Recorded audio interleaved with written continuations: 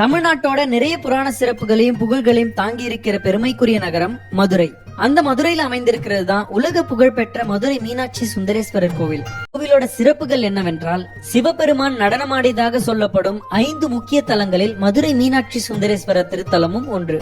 இங்க இருக்கிற மீனாட்சி அம்மனோட சிலை முழுக்க முழுக்க மரகத. தெரியுமா? பிற திருக்கோயில்களில் உள்ள தெய்வங்கள் அர்த்தஜாம பூஜை முடிந்து பள்ளியறை பூஜை முடிந்து உறக்கத்திற்கு செல்லுவதாக ஒரு ஐதீகம் உண்டு. மதுரையில் அர்த்தஜாம பூஜையும் இருக்கு, பள்ளியறை பூஜையும் இருக்கு. ஆனா மீனாட்சி உறங்குவதே கிடையாது.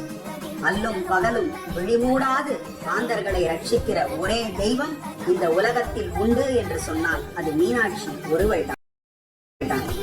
மீன் தான் கண்களை மூடி தூங்காத ஒரே பிராணி. அச்சம் என்று சொன்னால் அது விடுகளை குறிக்கக்கூடியது. அதனால்தான் மீன் போன்ற அச்சங்களை உடையவள் மீனாட்சி. அழகான தமிழிலே அவளுக்கு அங்கையர் கண்ணி என்று.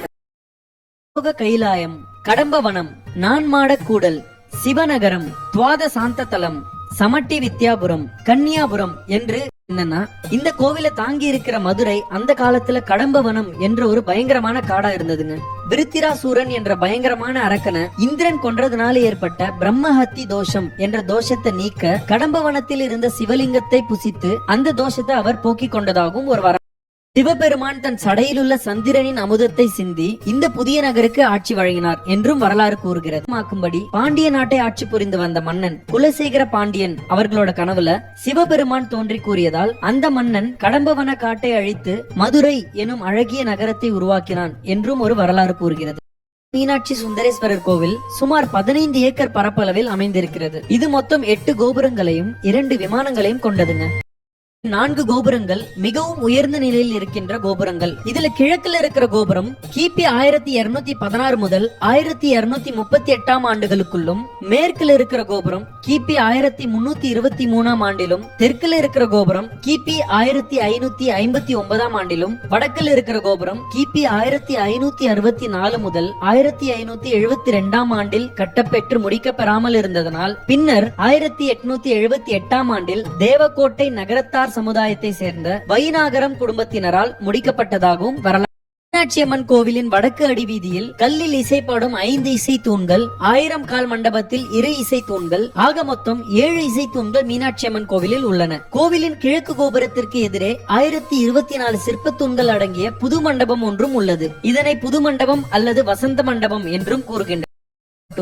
இந்த புது மண்டபம் திருமலை மன்னர் கால சிற்பிகளின் உன்னத ஒலி வேலைப்பாட்டினால் உருவாக்கப்பட்டுள்ளது. தமிழ்நாட்டின் சிற்ப கட்டட கலைத்திறனுக்கு ஓர் எடுத்துக்காட்டாக இம்மண்டபம் விளங்குகிறது.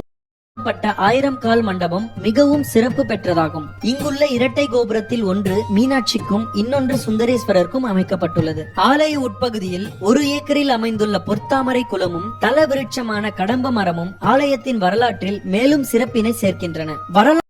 64 திருவிளையாடல்களும் மதுரையிலேயே நடந்ததாக வரலாறுகள் தெரிவிக்கின்றன. உலக அதிசயங்களை தேர்வு செய்வதற்காக ஒரு இணையதளம் செய்த முயற்சியில் மதுரை மீனாட்சி சுந்தரேஸ்வரர் கோவிலும் ஒன்றாக இடம்பெற்றுள்ளோம். கர்ம வீரர் காமராஜர் மீனாட்சி அம்மன் கோவிலையும் அதை சுற்றியுள்ள வீதிகளையும் கருத்தில் கொண்டு ஒரு நகரம் எவ்வாறு உருவாக்கப்பட வேண்டும், அதன் கட்டமைப்புகள் எவ்வாறு இருக்க வேண்டும் மற்றும் அதன் வீதி அமைப்புகள் எவ்வாறு உருவாக்கப்பட வேண்டும் என்பதை மதுரையை பார்த்து தெரிந்து கொள்ளலாம் என கூறியுள்ளார் என்பது குறிப்பிடத்தக்கது. மேலும்